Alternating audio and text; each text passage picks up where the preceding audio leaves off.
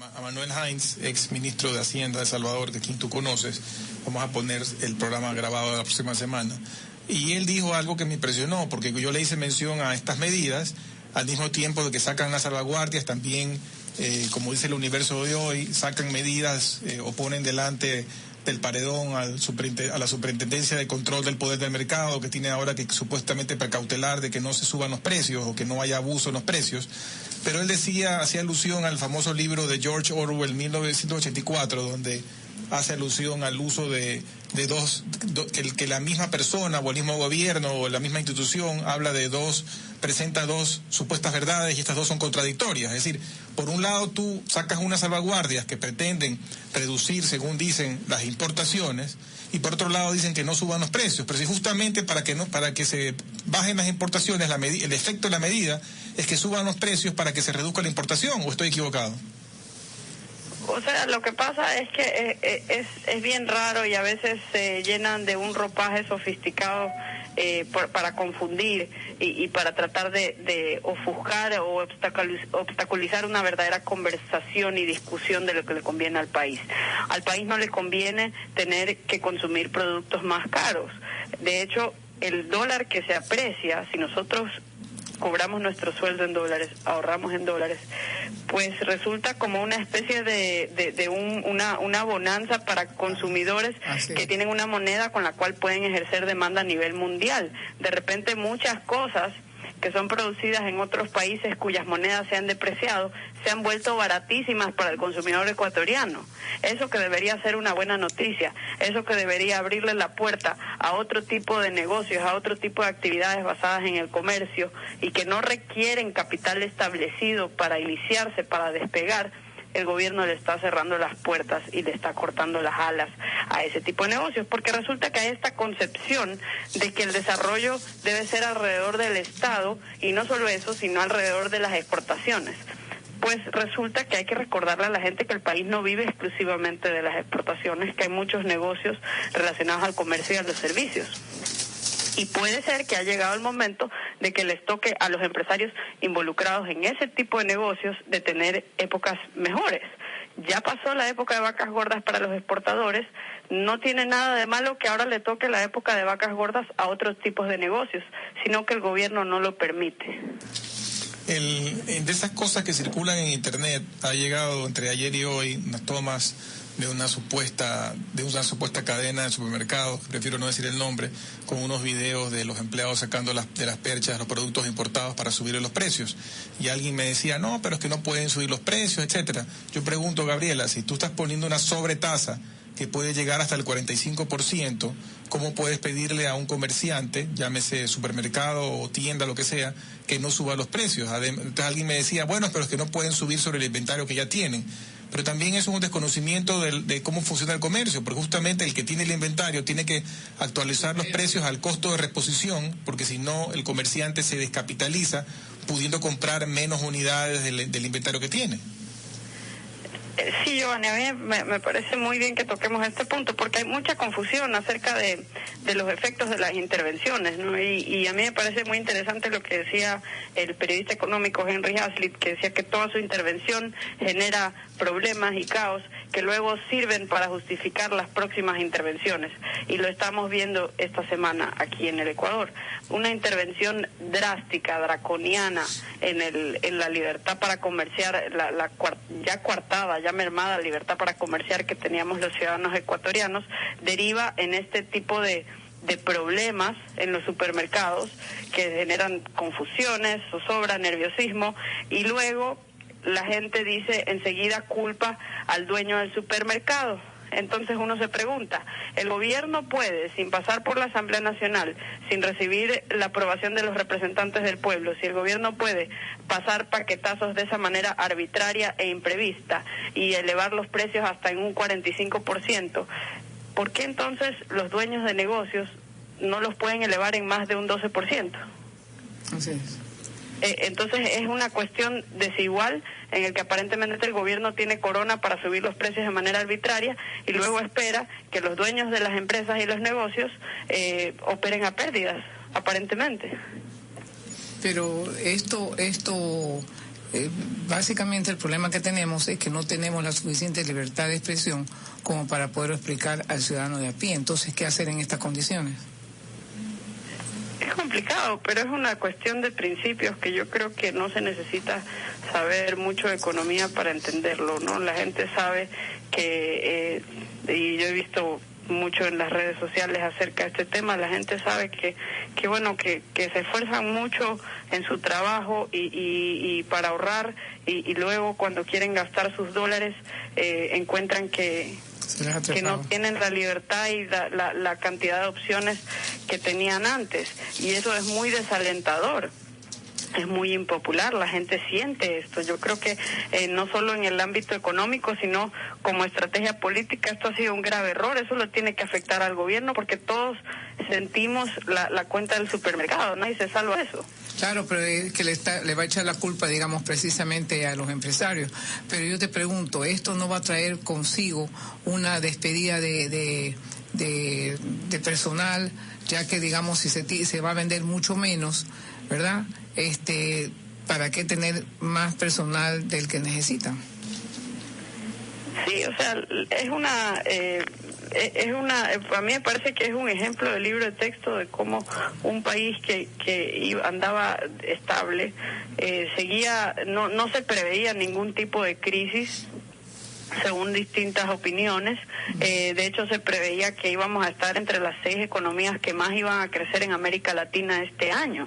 Entonces, esta retórica de crisis, que por cierto no solo la manejaba el gobierno, sino también ciertos sectores de la oposición, pues crearon una matriz de opinión en la que el gobierno ha utilizado como para tratar de justificar una medida así de drástica. Pero hay que recordar que a principios de año todo andaba muy bien y se esperaba que siga andando muy bien. Nunca hubo necesidad de tomar este tipo de medidas. Se esperaba que sigamos creciendo a pesar del golpe en el sector externo. Ya, pero según tu opinión, Gabriela, ¿por qué lo han hecho?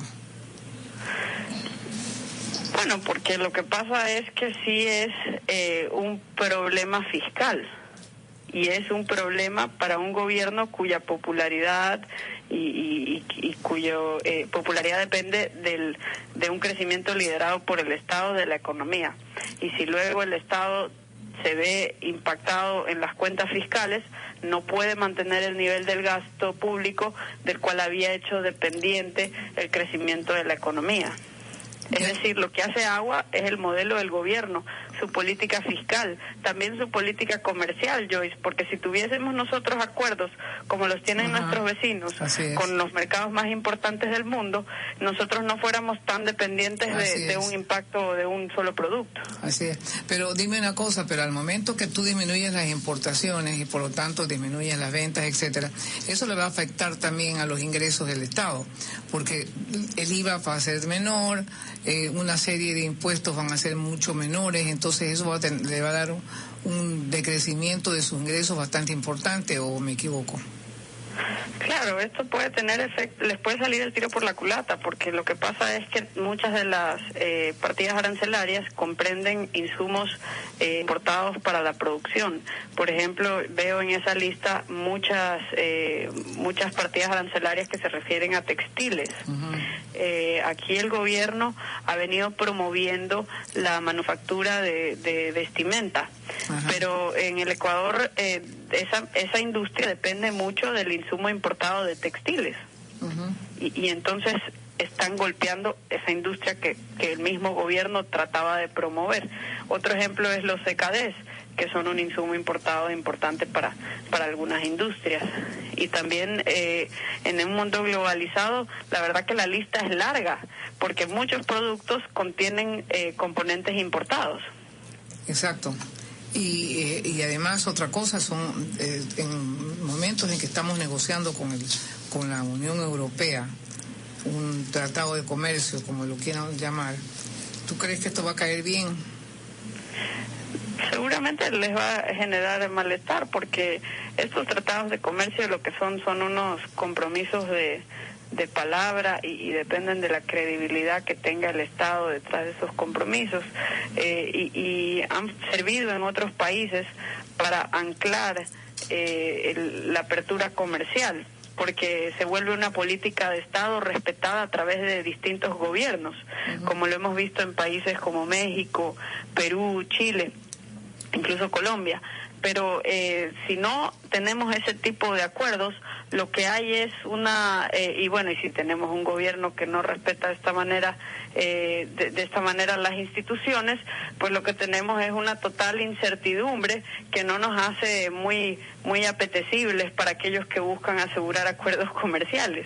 Y en realidad ya se han quejado algunos gobiernos. Por ejemplo, el gobierno chileno se ha quejado por las frutas que han sido impactadas con un 45% con esta medida, y tengo entendido que el Ministerio de Colombia también iba a presentar una queja a su contraparte. Por eso, lo que puede pasar con esto es lo que pasa siempre, que tras bastidores se negocian los puntos y las comas, pero no se llega a discutir el principio verdadero. O sea, es decir, esa lista puede sufrir cambios que el gobierno, después de una negociación bilateral con distintos gobiernos, diga, está bien, yo voy a sacar estas frutas para no incomodarte a ti y saco esto de acá. Pero el principio y el núcleo del asunto, yo dice, es que es totalmente innecesario. Sí. O sea, a mí me llamó la atención, yo me metí a los periódicos más importantes de El Salvador y de Panamá durante el último mes y medio, y ellos, usted hace una búsqueda en Google, ellos no hablan de la balanza comercial. Así es. Gabriela, es como que no les interesa. El gobierno argumenta, y entiendo que esto lo tiene que hacer inclusive por las reglas de la OMC, que estos son medidas temporales que durarían aproximadamente 15 meses, o durarían 15 meses.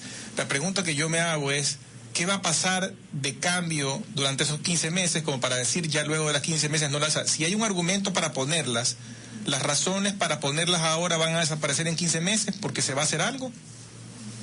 Es poco probable, porque lo que está pasando es consecuencia de un reajuste a nivel global que se inicia con el cambio de precio entre el euro y el dólar. Fíjense que la Reserva Federal no ha querido y se ha aguantado a subir la tasa de interés, y eso ha mantenido como, digamos, este ajuste como que de una manera más lenta. Pero incluso sin que ellos suban la tasa de interés, el dólar se empezó a apreciar y el euro se comenzó a depreciar, y esto ha generado todo tipo de problemas, no solo en Ecuador, sino que yo estuve hace poco en Colombia, y mientras que aquí el gobierno habla de los colombianos y los peruanos como que si la estuvieran gozando, pues resulta que los colombianos la están pasando muy mal y se quejan mucho. ¿De qué se quejan? De que a ellos de repente se les volvió muy caro todo lo que es importado, y consumen muchas cosas importadas, y también a los productores se han vuelto menos competitivos porque los los insumos importados se les han encarecido.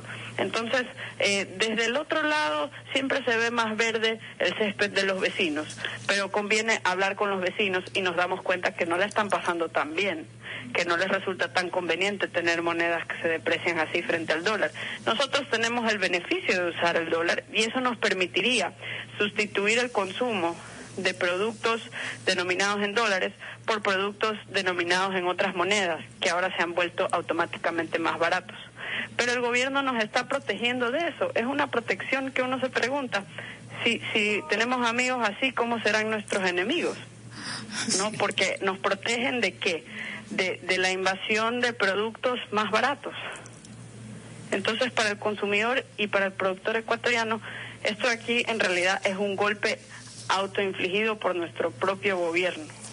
Y además, Gabriela, yo creo que nos aleja de metas importantes que deberíamos tener como país. Una de las metas que sigo pensando que no se cumple es convertir o reconvertir este país en un país más productivo, con mayor productividad, no solamente en las industrias y agroindustrias que ya tienen, sino también en la creación de nuevas industrias que sean competitivas a nivel regional y mundial. O sea, de eso se habla poco. Se habló en su momento del cambio de matriz productiva, pero eso apuntaba a la instalación de mega industrias consideradas por algunos maduras, como siderúrgicas y demás. Pero ese rol productivo a futuro del Ecuador, yo no lo veo, yo por lo menos no lo veo claro. ¿Será que yo estoy un poco miope? No sé si tú lo ves claro. Es que sí, y volviendo a la pregunta que me hacías, Giovanni, o sea, en 15 meses es probable que el dólar se siga fortaleciendo, y todavía más cuando la Reserva Federal ya no pueda aguantarse a subir la tasa de interés, que eventualmente la va a tener que subir. Y entonces, en 15 meses yo no creo que las condiciones que se están utilizando para justificar esta medida cambien. Ojalá sí, tenga algo de sensatez el gobierno para no tener estas medidas en pie por un periodo así de largo, porque estamos viendo que recién hoy entra en efecto y ya vemos los problemas que hay. Exactamente. Y en el caso de lo que tú estás diciendo de la apreciación del dólar, va a seguir esto porque recién comienza el Banco Central Europeo a sacar los 80.000 millones de euros para comprar cartera y sin embargo ya el euro está en 1.06 en relación, digamos, del dólar, y para mí que se va a llegar a la par. Entonces esto no es una cosa que se va a componer en pocos meses. Y lo que está haciendo el gobierno es atrasar el ajuste, porque todas las monedas siempre están en constante fluctuación entre ellas. Eso es algo que no lo puede prevenir ningún tipo de política que pueda adoptar ningún país en el mundo, salvo tal vez el emisor de la moneda más importante a nivel mundial, o que es la Reserva Federal, o el euro, pero ni siquiera ellos han podido irse en contra de ajustes inevitables dentro de sus economías. Y entonces estos ajustes tienen que darse tarde o temprano. El gobierno no puede mantener infladas las industrias que ha seleccionado como predilectas indefinidamente. Tarde o temprano se da un proceso de mercado en el que los recursos se redirigen. Tal vez durante muchos años se justificó aquí invertir en industrias de sectores exportadores y capaz ahora se justifica invertir más en negocios de servicios o importaciones. Pero estas son resultados de señales de mercado que no se están comunicando por esta muralla comercial que nos ha impuesto el gobierno. ¿Pero tú no crees que valdría la pena que mandemos a los desempleados un poquito a Hong Kong para que vea que este coloso económico se basa precisamente en servicios y comercio, y sin embargo su gente por décadas ha dado un beneficio a sus habitantes? Sí, o sea, lo que valdría la pena es que examinen la historia no solo de Hong Kong, sino de algo más cercano como Panamá e incluso El Salvador, para que vean que, bueno, aunque la dolarización no lo resuelve todo, sí nos cura en sano de problemas grandes como la inflación y la devaluación. Y eso no es poca cosa. ¿Y cómo se puede fortalecer el sistema? Porque sí se puede fortalecer. Bueno, lo podemos hacer como lo hicieron los panameños a partir del 71 con una ley bancaria que permitió que el sistema financiero de ese país se integre al del resto del mundo, y hoy tienen un centro financiero que es probablemente el más importante en América Latina. Uh-huh.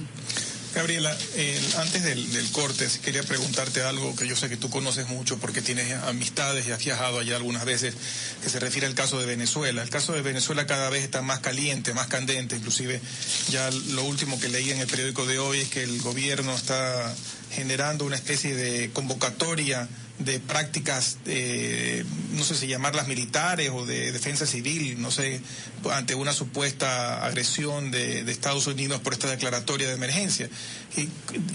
Dinos cómo ves tú este país que ha logrado en estos 15 años, si no me equivoco, son 15 años desde que comenzó el chavismo y luego ahora Maduro, en vez de haber aprovechado el boom petrolero, ha empobrecido este país. Sí, es una lástima. En Venezuela entre el año 2000 y 2003 ingresaron aproximadamente 800.000 millones de dólares. Es una gran bonanza y lamentablemente fue despilfarrada en lo que Hugo Chávez denominaba el socialismo del siglo XXI.